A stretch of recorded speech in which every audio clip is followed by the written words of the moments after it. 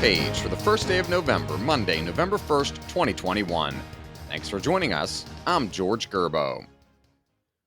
President Biden is looking for a needed political win, but top liberals in Congress indicate they see his $1.75 trillion social spending framework as more of a good start than an endgame.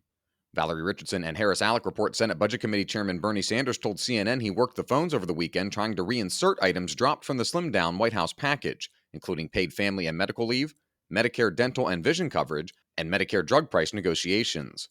The president flew to Europe on Thursday for the Group of 20 and UNCOP26 summits without a green energy package in hand. The lack of a deal has the potential to undermine U.S. credibility on greenhouse gas emission reductions and has fueled concerns about his leadership.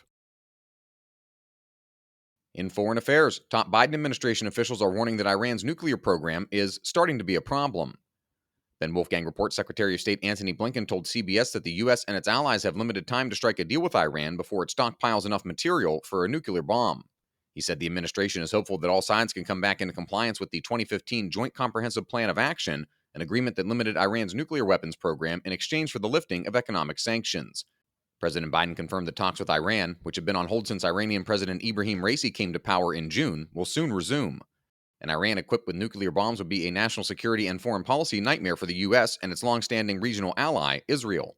Such a development would also reshape the balance of power in the Middle East and immediately make Iran the region's most influential player. Nearly 10,000 Afghans brought out of their country during the U.S. airlift have been processed, released, and resettled into the United States over the past 2 months. Stephen Dinan reports some 53,000 are still at military bases getting ready to be discharged, and government officials say about 3,000 are still at lily pad sites overseas awaiting more scrutiny. In a small number of cases, some evacuees have been deemed too risky to bring to the United States and are awaiting relocation elsewhere. About 4,000 Afghan evacuees already had legal permanent resident status in the United States. A reminder that you can find all these stories at WashingtonTimes.com/front page. Don't have access to the Times yet? Visit WashingtonTimes.com/George and get 25% off your annual subscription. We'll wrap up with 2 stories in Virginia politics. First, as Democrats seek to defend their 55-45 majority in the Virginia House, money is poured into their campaigns in unprecedented fashion, giving hope that they can survive what's shaping up to be a tough environment ahead of Election Day. 18 candidates running for the Virginia House of Delegates have raised more than $1 million for their campaigns. All but one of them are Democrats, our Seth McLaughlin reports. House of Delegates candidates have raised a record-setting $74 million, according to the latest tally from the nonpartisan Virginia Public Access Project.